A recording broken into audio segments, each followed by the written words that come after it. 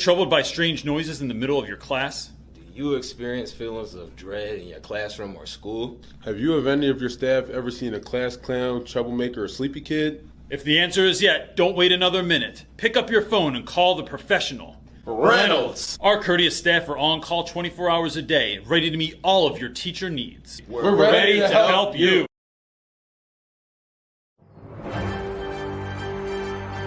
Hey everyone, and welcome back to another episode or thing that we're calling, it's a newsletter. We're calling it Reynolds Ramblings. Henry Rollins says that you were born with a body that was a Porsche, but you treat it like a beater car. I love that idea so much because it really makes me think about like, well, what am I doing? Like, am I getting my oil changed regularly? Am I getting my tires, my brakes checked? Like, am I keeping it clean? Am I taking it to the car wash, waxing it? Am I getting that shiny stuff to put on the tires so that your tires look shiny? Yes. I love doing all those things to my own car. So why wouldn't I do it to my body? I'm spraying myself down with shiny stuff. That's what I'm doing. Not really. I just made that part up. So here are a few things I'm doing to keep the motor running at optimum capacity. I don't really know anything about cars, so I don't know. This is like such a ridiculous metaphor.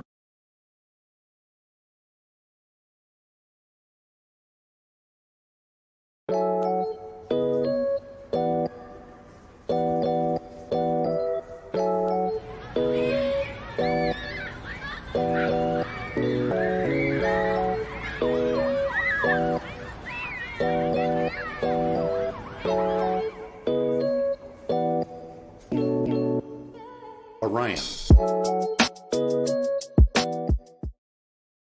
And now, a word from our sponsor.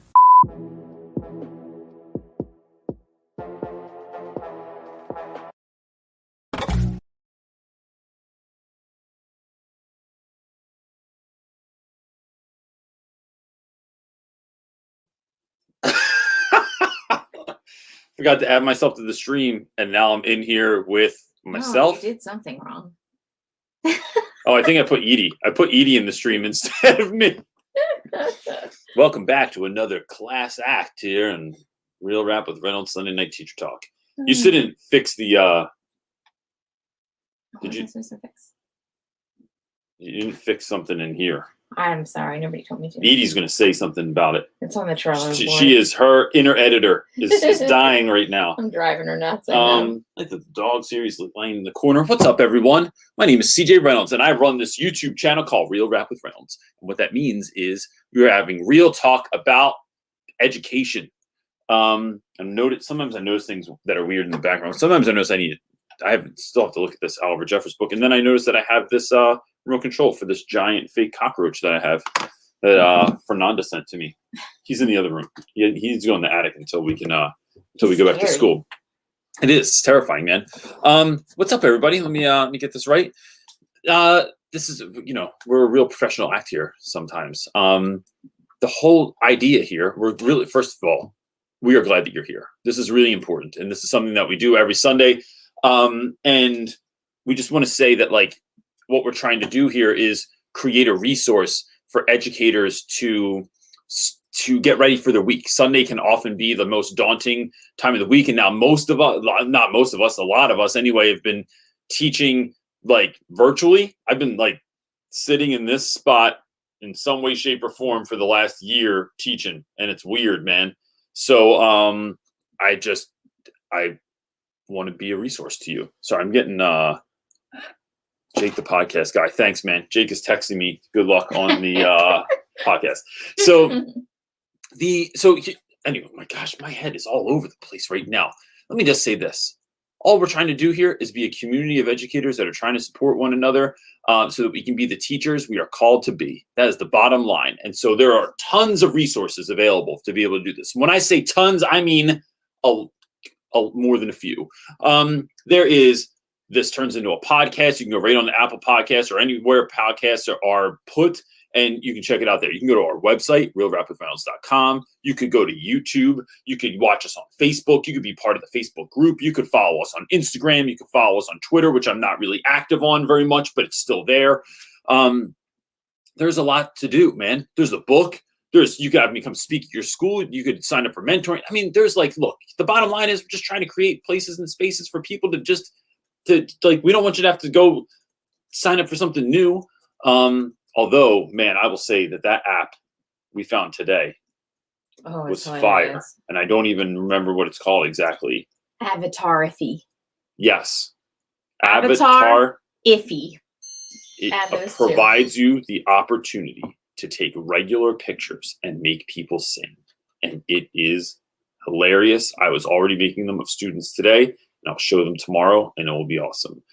But that's it. Are you ready to jump into some questions? All you have to do, gang, if you want to ask a question, you can just go ahead and put it in the chat, put Q or the word question next to it, so that I know that it's a question. And then the team will synthesize that information, goes through this real complex sort of algorithm thing. I can't even explain it here. It's complex.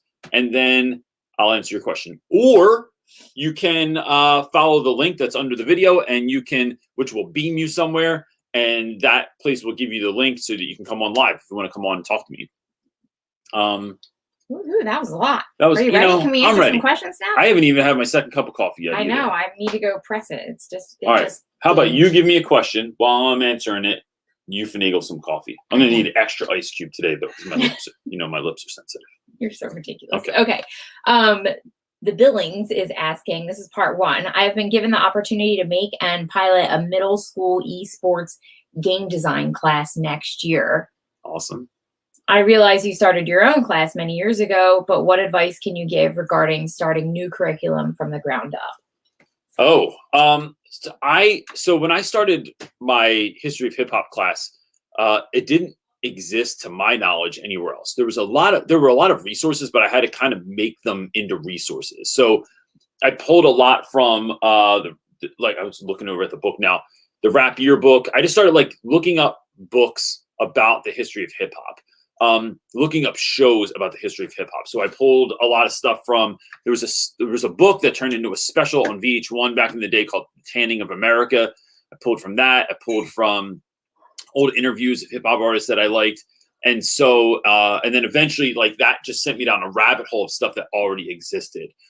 To be honest, one of the things I would do is if you go to our Facebook group and drop in there what you're planning on doing, I guarantee you get a response from folks that are either doing something similar, they're doing something that's the same, or they've been in that position. So to me, there's actually a really great question and conversation that's going on in there now regarding someone is building a YouTube club and they're talking about adding live streaming into it, and how do you do that safely, because Twitch can be kind of a sketchy place, or YouTube can even be a sketchy place. So there's a lot of like people that are building classes kind of around these topics and ideas in the group. So I just put that out there.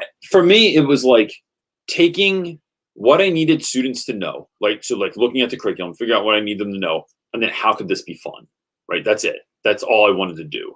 And that is just not how classes are created a lot of times. So it's like, how can we make this enjoyable? That's really where I jumped off from. And then that made me think about like, then you just like kind of sit with that.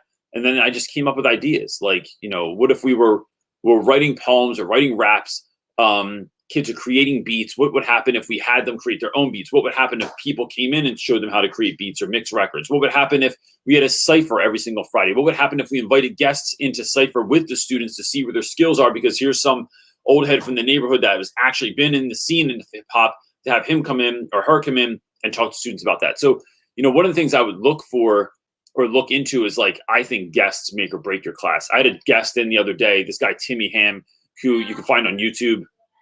And Timmy Ham is he is a street artist. Thank you very much, Laura. He's a street artist from Arizona, and he created a brand and has worked with Vans. And right now we're doing a competition with Vans, but I'm going to inform everyone about later. But like he came in and talked to my students about how he created Vans, like he made his own Vans and how he designed them and how he got into art and how he went from because he was in school for law school. And so that discussion the other day is going to have far a far larger impact on my students than anything I would say. Like, he said some stuff that I was like, bro, I say this all the time. I say this all the time. And kids are like in the chat, like, that was fire. That was fire. That was amazing. Facts. Facts, man. And I'm like, no. What about facts when Reynolds said like same thing 2 years in a row and you're all fire now? And what was mine? Nothing. Smoke. Like, it drive me crazy. So I just think that's why I push guests so much. I think they're such a great thing. What you got? Oh, I had one in it. Oh, dang it. It was Deanna Owens is next. Let me just. Oh my gosh. I'll find it later. That went the wrong way. Is it very hot? No, it just went down the wrong pipe. There's a real class act we have going on here today. Oh, I got one. Okay, Deanna Owens is asking, I'm doing a pay it forward project with my kids next month. I want to run it also as a contest in classroom. Each class would have a winner and one overall winner. Any suggestions for prizes? All over the map with prizes. Admin and at least one community member will be the judges. This is a great idea. I love it a lot. I'll find it. I would love to know the details behind this. Because I think it'd be really fun if I could stop choking to death. And then Reynolds died right on YouTube. It was no longer a live stream. Oh my gosh, that's terrible. Come on, that was terrible joke. No, that was a dad joke. You didn't. Yeah, I get it, but all right. You know. Look at Deanna Owens. Okay. I think I like silly stuff. I think oh my gosh. All right. So the only way I can go with this is full Reynolds. So I'm gonna say one, cereal is a great gift. You get gigantic boxes of cereal and give them away to kids. I think yeah, but it's gotta be awesome enough for kids to want to wait. Is it an optional thing? Or I didn't say what level Oh. that particular prize would be. Okay, keep going. Sorry. I think like having I don't know what kind of gaming systems or games that your students play, but like V-Bucks for like for Fortnite or Robux. What the hell they call them? Bucks. Robux. Everything's a buck. We need to get some Ren Bucks. We need to create those. Can we? No, we don't need to create anything new. Edie, make a note. Let's create Ren Bucks. So it'll look like Stan Bucks from. Oh my God, I know I'm ADD today. You really are. I think things like that, because what that's going to do is those are things like giving kids money to spend on video games is something that their parents hate doing, and I know this because I'm a parent and I hate doing it.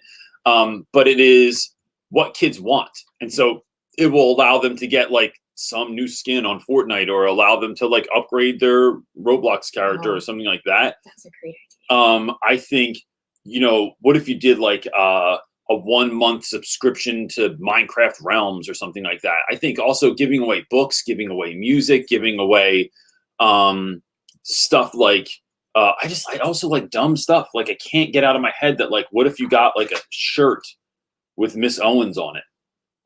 What if you got like, I just think I always thought like a great prize would be a Cho shirt. Like if you got a Cho hoodie, like that would be so great. It's got to be a mix of the two, I think. Yeah. But I think it's because it's also silly stuff, but then it's also stuff that's awesome. So if you could swing it, I think like our school, like every year we give away a Kindle to a kid that like reads the most. I think it's the kid that had the most growth or has read the most books. We have done like Audible stuff. Like we've given away like subscription to Audible. And that's really great, especially if students are dyslexic. Like, so Erica Whitechurch said things like a smoothie shop or Subway. I just thought food. Let's do this. Chick-fil-A. If you're who listening to me right now, and you're not just talking to Chris Carson in the chat, could you put in a prize that you think would win in the chat? What prize would Deanna Owens be able to use? Put it in the chat. That would be awesome and a great resource to her. Thank you. There you go. Makes me help finding comments and questions really easy. Thank you for making my job. Well, easier. I was trying to help out Deanna Owens. I'm just kidding. And adorable dogs. You can put comments. Cool. Okay. What do you got? All right. Our next one is coming from Scott Ordway, and he's asking, what things do you decide to not grade? Oh, that's a great question. This used to hurt my heart as a spouse of a teacher, like when you first started. When I would just throw whole assignments away. It really hurt my heart, and I hated it when you did it. Someone out there is going, wait, what? Huh? What? What are they doing? What are you talking about? I'm talking about sometimes you got a stack on your desk, right? And you're grading stuff, and you get to a place where you're like, you know what? You just drop it in the garbage can or the recycling bin if you're more socially, if you're responsible. I'll tell you right now, our school doesn't recycle. I know. We recycle, but then it just goes in the dumpster. I know. Philly's and then they throw it in regular trash. And I'm like, why do I have 2 trash cans in my room? Why do I care? Why are kids getting yelled at for throwing apple cores in the recyclables? Because it doesn't matter. It just all goes in the dumpster. I think the way that I decide is sometimes I'll have students do something like take notes or a review or something along those lines. And it's like, if I have the sense that everyone did it, if I have the sense that everyone participated, I just give you the grade for it. Or I don't. Like, I just throw it in the garbage because it's like, you still did the learning anyway. The learning still happened. But we all know that sometimes if you don't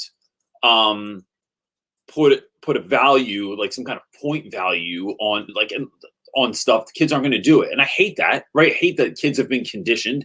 And you can work through that during the year. You can try and get kids to be more like, more just have an intrinsic motivation instead of extrinsic. But we all know that if you say points, kids jump, like they just do.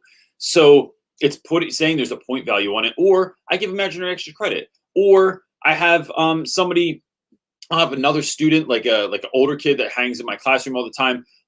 Because when we're in the building, we have TAs. So everybody has a teaching assistant for several periods a day, and you get to pick them. And so I just have those guys go through, and they just put like on my seating chart, they'll just put like a check or something like that next to the names of the kids that did it all the way, right? So like if you did the whole thing, I don't even care what you wrote, but no one knows it. I don't tell the kids that. So it's really based on where my own capacity is, and then also on the capacity to have like, is this really that important? Because sometimes it's just not that important, and you can just throw it away. And it doesn't mean the kids didn't learn anything, but it just saves you a lot of time and energy and stuff too. So yeah. Okay, our next question comes from Never Too Late to Art. I heard you speak about class observation before. How many times during the school year are you evaluated? Is it a clinical observation process? So this year This is an interesting answer. I've not been observed yet this year. I will get observed this Friday. And we are using this new thing called the Danielson model, I think it's called, which looks like nonsense to me. In the past, what has happened is I would have spontaneous observations, or like someone just come in and observe me for 10, 15, 20 minutes, sometimes like that. And that would happen maybe, I don't know, 6, 8 times a year. And then other times it was someone would come in for like multiple times a year, like maybe 3 times a year for like my whole class. And then we would debrief on all of those meetings. And that was really useful because like for the ones that were just short, like my friend Witter, Mr. Witter would come in, and Witter would sit in the back. He would observe some stuff. Watch that cord, dude. You're gonna make that light bulb. And then he would just shoot me a text and be like, "Yo, I like this. Let's talk about this later." Because like maybe he didn't understand something. Maybe he thought I could do something better. And then we'd have those conversations, and it was really great because it was just a conversation. It wasn't like I didn't feel like it was going in the file. I wasn't getting in trouble. It wasn't a gotcha. It was just like, hey man, I'm coming in to see how this is going. In the past, and when I worked in Camden, it was just a checklist of crap that this dude would sit in the back and like have a checklist on a clipboard and just check off the things that I did or didn't do. And then when I would walk back there, because I always go back there to see like what they're really doing, and I just pretend I'm getting a marker out on my desk or something, and my man's just like shopping on Amazon. I'm like, you're not even paying attention to what I'm doing or what's happening, or like giving me any actual good feedback. I like observations. As long as they're done by the right person, and as long as I feel like it was a good day. Like sometimes people come in and observe like me, and I'm like, I'm testing. It's like, why? This isn't a good day. Like, help me grow. But yeah, so that's kind of what that's looked like in the past. But now we're doing this new model, and it's someone's going to come in and observe me, and I don't know them, and they don't know me, and it's like there's no pre-observation meeting or talk or get to know you. So it's like, I don't know how that works. So I got to put on a show on Friday so I can keep my job. Good times. That's how it is. Mm-hmm. All right. Chris Carson's next. Ladies and gentlemen, presenting now, Chris Carson. What's up, man? Hey, How are you? I'm awesome. Good. By the way, I love the way we start because it talks about your body. And, I read a comment this week that said you've given one body in this life and you should invest in it. I always want you to know I had doubled my investment. Oh, Thank you very much. that's good. I'm large and in charge. Me too. Don't worry about it. Oh, you're awesome, girl. You stand by me, everybody looks small. Well, everybody likes to sit by me at the faculty meetings. Plus, there's a lot of people I cannot sit by at faculty meetings. It's just not going to work. Right. But I had a faculty meeting this week, and that's kind of what I want to talk about. I just want to talk about the question and answer a question. I've gotten in this mode of starting with questions. What does it feel like when you find your place, the perfect place for you? I have been in places that was not true, that was not the case. And I could feel it in my bones. One that was closest school to my house of any school in this area. And I was there and I felt totally useless. I drive about 35 minutes, which is nothing really, to a school. And I teach special education in Midfield High School, which is an urban suburb just outside of Birmingham, Alabama. Okay. Title I school, very small community of about 5,000 plus. The high school has about 400 students. We're going to be coming back a week from Monday. This is spring break. Maybe that's why I've got some energy. But we've got them coming back. They can choose. About 60% are coming back to school. And I say home because that's kind of the way I feel about it.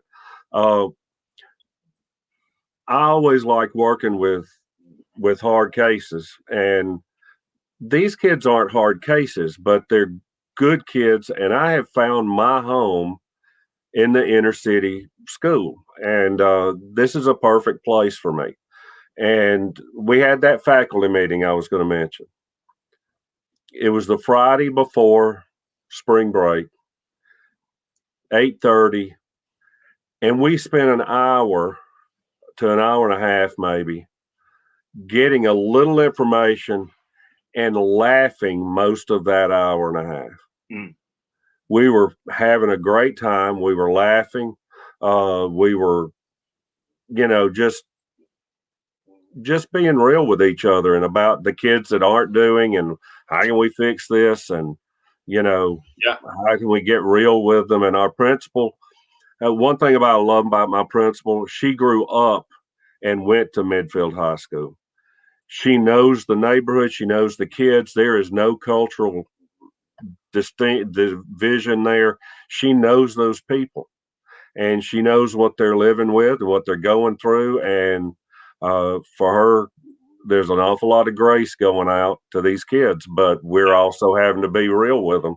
And, I had to leave early from the meeting to go to a IEP review meeting virtually. And before I left, one of the other teachers that she and I just get along so well, and she called me over and I thought she was just going to ask me where I was headed off to, but she said, I need a hug.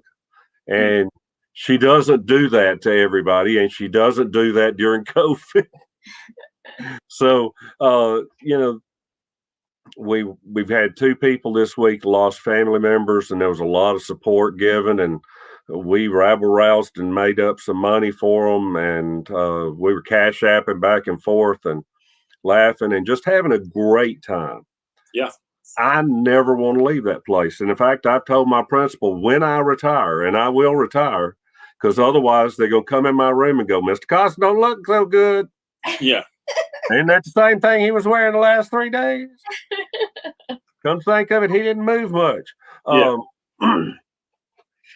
When I retire, I'm going to come back every day and walk the halls and be a sub or something. So, because that's sometimes what I do anyway. And I can be around the kids and be in the rooms and help out when needed, because it's such a wonderful place. And it's out there for everybody. There's a place, if you're not feeling this kind of connection, it's almost symbiotic.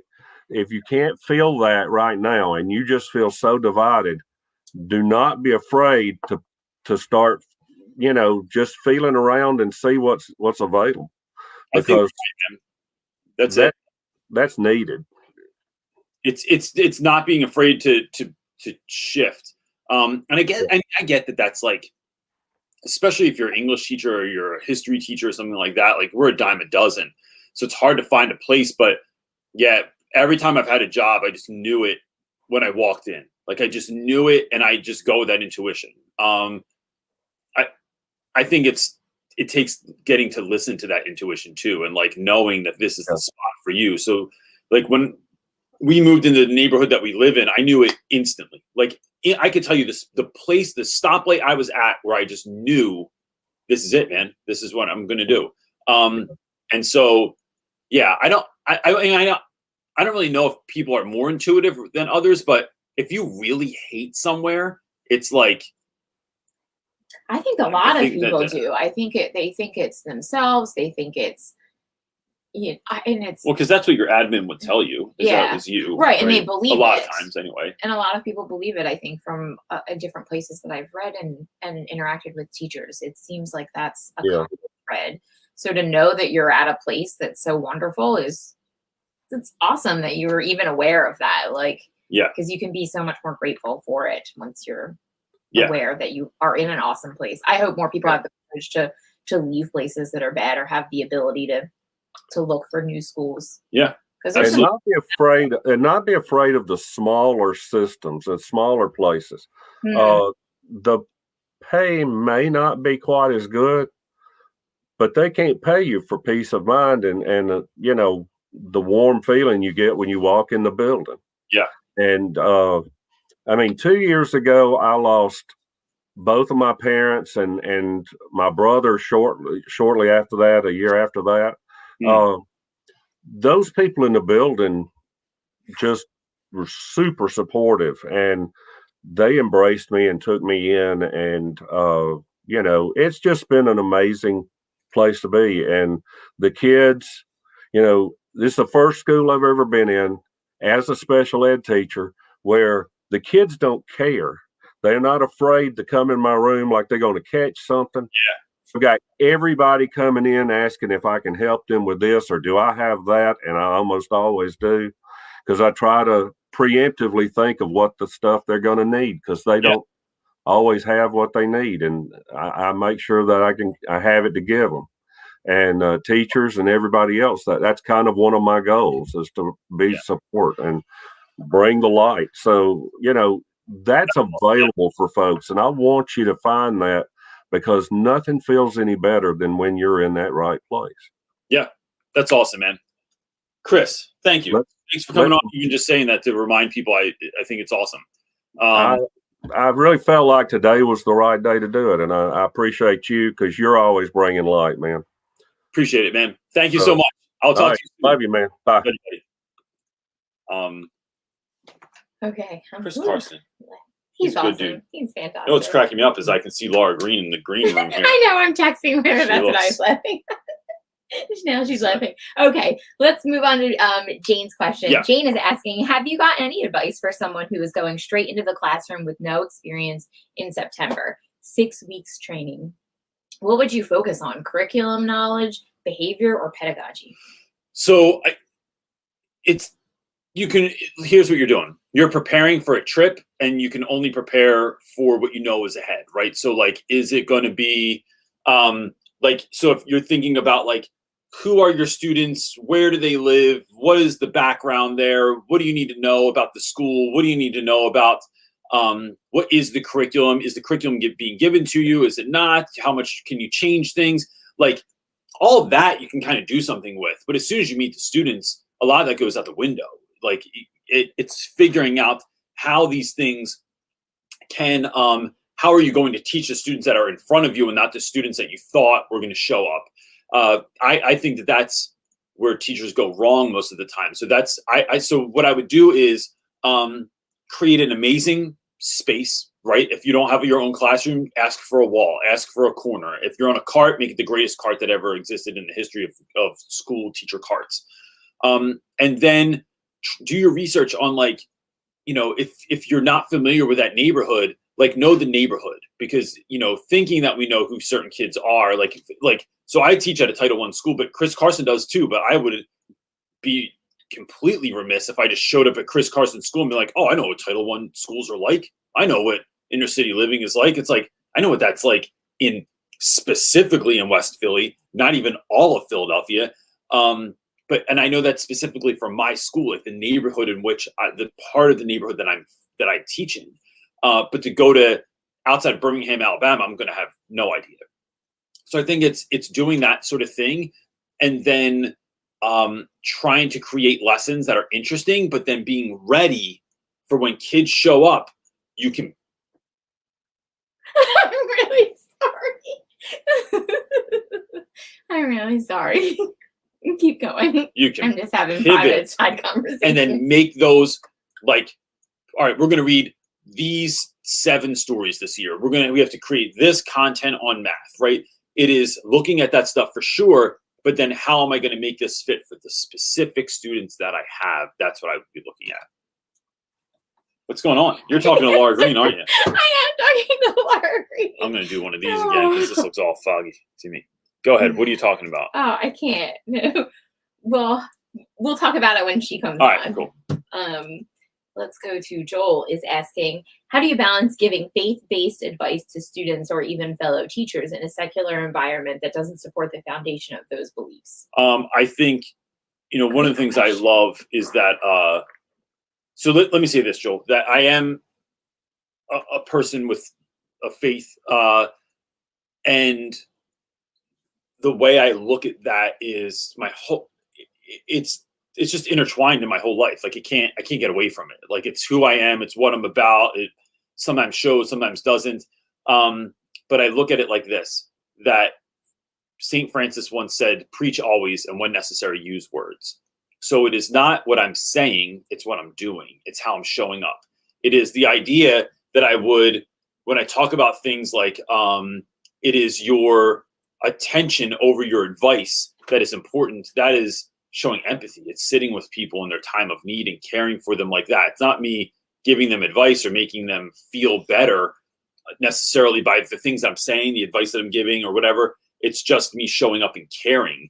When I think about other saints, like, you know, like St. Patrick, like just showing up to bars and just being with people, it's that showing up. It's the being there. It's the never giving up. It's the always offering a hand, always like being someone that will listen, someone that will help out, someone that will talk to a kid for someone else, someone that will show, like, I don't have to preach the values of community. I'm going to show you what community looks like, because we're going to work as a community together to help students get to where they need to be. So I think that is where that comes in. And I don't, you know, one of my favorite things, I didn't even know this till I was much later in life, that Mr. Rogers viewed Mr. Rogers from Mr. Rogers' Neighborhood, one of my greatest heroes of all time, viewed his channel as like, that was his ministry. So he went to school to be a minister and then realized that TV was like this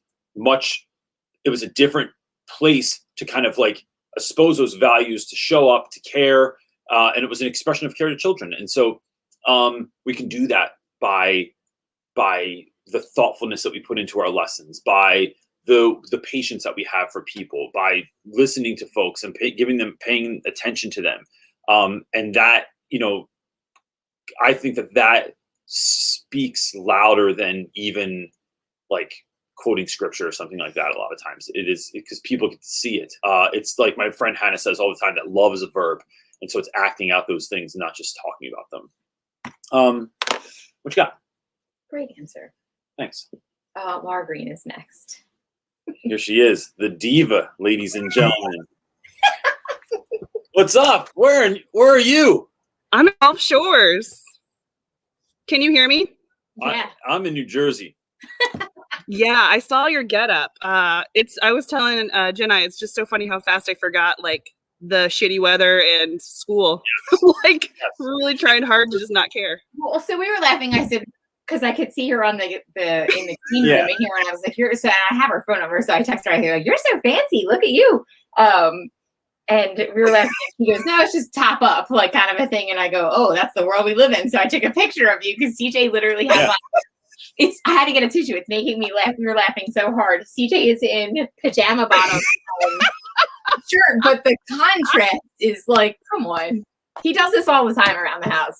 He wears outfits like this. Here's what it is. Here's what it is. Semi-matched for the rest of us that have to look at you. Because my legs are under a desk. I dress like a mullet, Laura Green. It's business on top, party on the bottom. That's what's going on. You're like a living, walking, breathing mullet.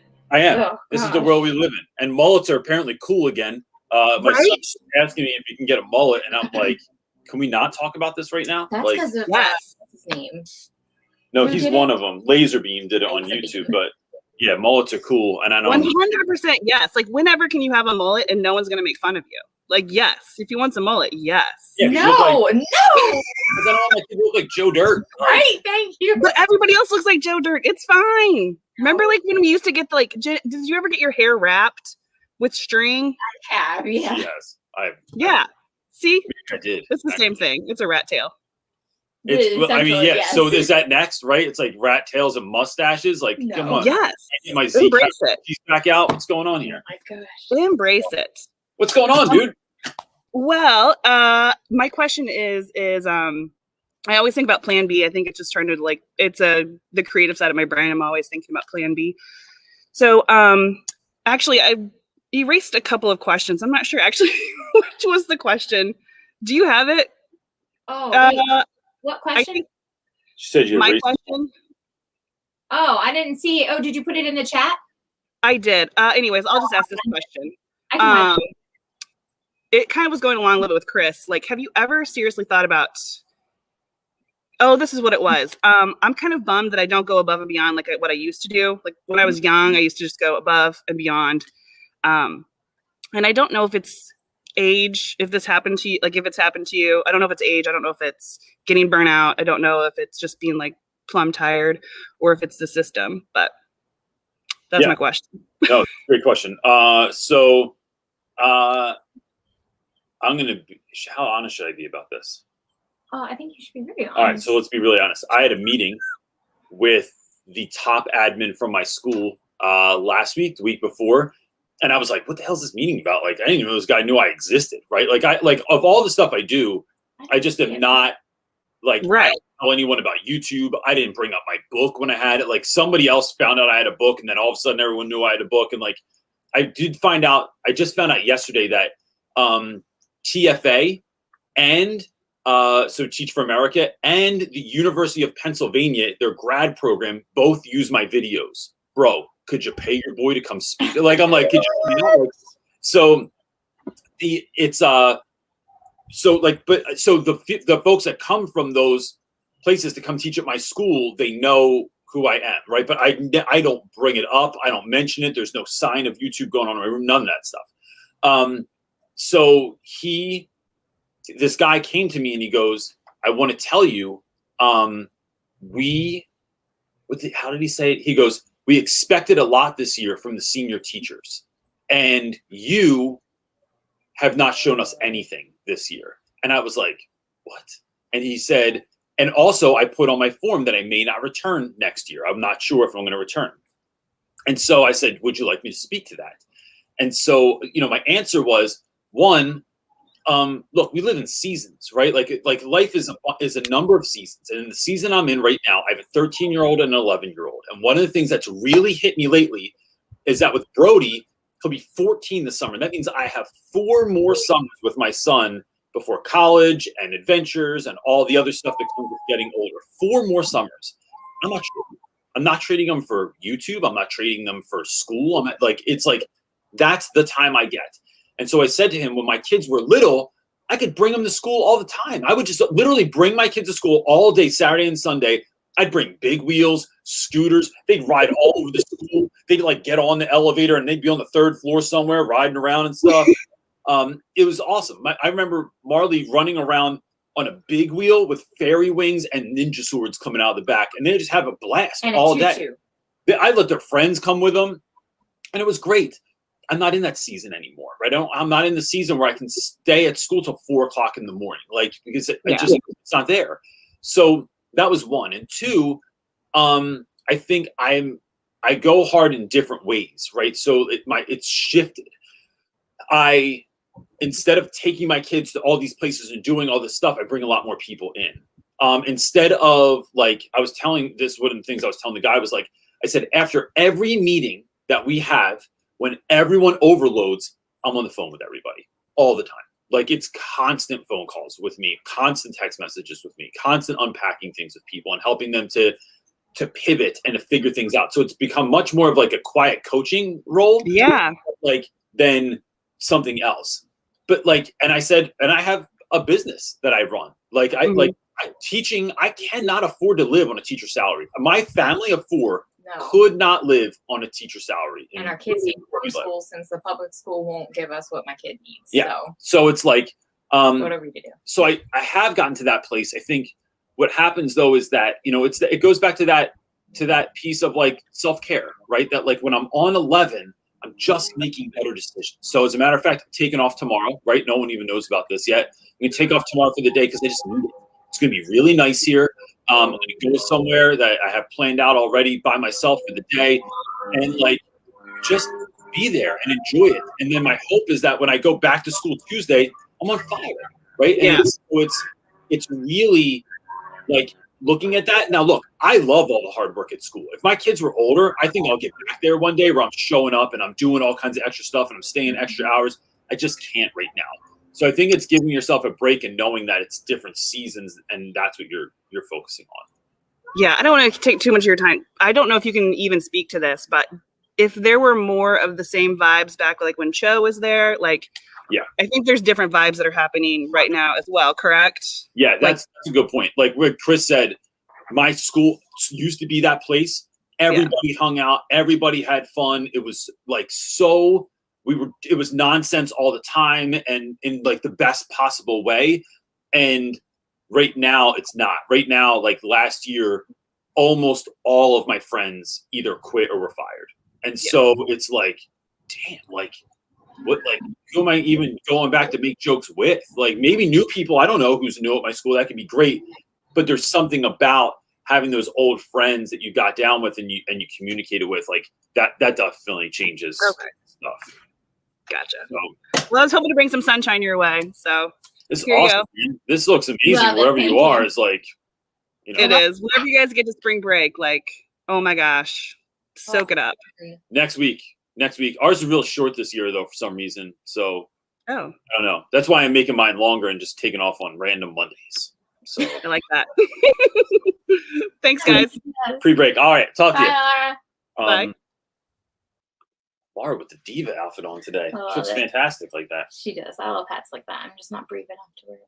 I am. I'll wear them. Okay, you wear them. Cool. Let me go to the beach this summer. Stephanie Shook has a question. I wasn't sure if it was for everybody or for the chat or for you. But she's asking, has anyone tried gamifying their grades, power ups, reverse grading points, level ups? I think I want to try it for our next unit to engage the kids more. They still refuse to do the work. So I think she and I talked about this before on here. And my 2 resources would be Michael Matera's book, Explore Like a Pirate. Yeah. Maybe, right? Yeah. And John Meehan's book, which is called, Adrenaline Rush. Both of those guys, kings in their field. It is what they do. Yeah, follow them follow Meehan, John Twitter. Meehan on Twitter, and you can just hit him up with questions. And if you tell them, and I mean, name drop when you got to, right? So like tell them like, hey, CJ Reynolds sent me over to ask you this question, and that, you know, I don't know, you'll get a golden ticket. But he's really great. And then Explore Like a Pirate. I'm forgetting his name all of a sudden. I just said it. Michael Matera has a YouTube channel also. You can go check out, like, just type in, I think it's Mr. Matera.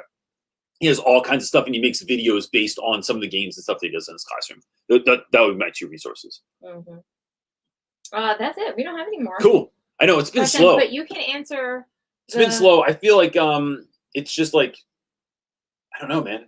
This is all day. This was a novelty when we were doing it, and now it's like this is what your whole life looks like. I think everybody's, yeah, nobody wants to be online. So, they don't have to be, especially when the weather's getting nicer for some folks. No, and they shouldn't be. Go outside. Yeah, that's what I'm going to do after this. I'm going right out to. Well, actually, we're going to go to the gardening center so I can get some grass, and then start working on the garden and clean the grill. Pick up my order. Clean up the grill, and yeah. So real quick, let me ask a question. If you can answer in the chat. Because I'm just trying to get a sense of if anyone's used this. Has anyone used Ving? V-I-N-G. Does anyone know what this is? No, well, no, it's fine. Okay. I'm just talking about it. There is a little deal going on there, but it's not a money-making opportunity. But I'm just wondering if anyone heard of it. What it is like a way for 14 to 18-year-olds to give gift money to folks in need. And so we're going to do a whole thing on it, but I just didn't know if anyone knew what that was. So look, let me leave you this, folks, as we're ready to get out here. I have another question. Okay. And you just keep talking, so you don't let me actually direct you here. You need to you're 100% read our right. winners. We have winners, and we have another question. Oh, all right. Which one do you want to do first? I want to do winners first. Oh, okay. There you go. This week's winners. These are folks that last week I said if you went over to the Facebook group, Real Rap with Reynolds Teacher Talk on Facebook, right there. That was smooth. And we wanted to give 3 books away to principals that you felt needed my book, Teacher Class Off, The Real Rap Guide to Teaching. And so those winners are Lauren Sauls, Krista Marie, and Den Weldon. So Edie, well, I'm just going to say Edie said, we'll message you on Facebook and get your addresses, so watch out for the message. So that's Lauren Sauls, Krista Marie, and Den Weldon.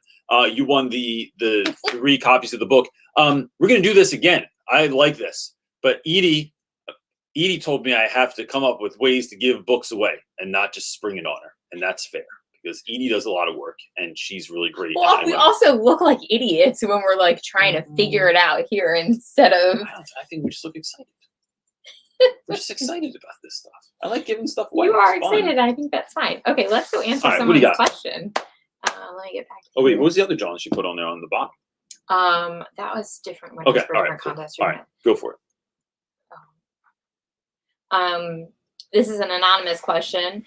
I have a student who's really struggling this year. They expressed concerns to me about their home environment, but the Department of Social Services says it checks out and they need to just stay until they're 18. Any suggestions? I think the only way to help a student deal with that is to help them come up with a plan for what's going to happen next. What you don't want to have is have a kid that is living at home. So look, this is if you've tried everything. You've gone to social services, you've talked to the school counselor, the administration knows, like the people that need to know that could really do something about this need to know about these things. I think if you have a kid that's in a situation that they are stuck in, that they can't get out of, and it's damaging in some way, shape, or form, what you need to empower that child with is to let them know that they have power. That when indeed they are 18, they will be able to leave, but what are they going to leave to? What are they going to do? And so what they can do is create a life for themselves and for the people in their family that they care about and they want to bring along for the ride that's going to be the life that they dreamed of. Now, I think what happens is when you have a 16, 14-year-old that is that has several years to go, that seems so far off, right? When you're an adult, 4 years feels like nothing. 4 years when you're a kid feels like everything. And so you are sitting with that kid And what I would do is help them dream.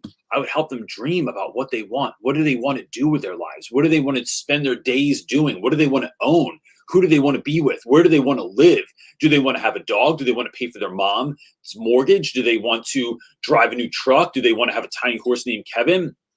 They ride back and forth to the copy machine to get copies because it'll be awesome. Like, what are all the things you want to do? And then put them on something. Like whether it's a vision board, whether it's a whiteboard, whether it's a Google slide, whatever it is, have those pictures, price those things out, and then reverse engineer them. How am I going to get there? So what do you want to do with your life? Because if you want to be a nurse or a doctor or an engineer or a hip hop star or a YouTuber or, you know, a journalist or, you know, whatever you want to do, how are you going to get there? Let's reverse engineer that. And because if you don't know where you're going, if you just want to be successful, you want to be a business person, you want to be like an entrepreneur at what, bro? Like, start now.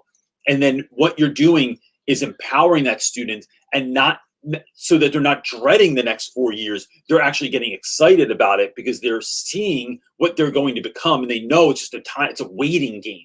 And I think that sometimes those kids can allow that hurt, that lack in their lives, if they can harness that and use it to drive them instead of crush them, because they have a dream, they know where they're going, they know what they're getting after.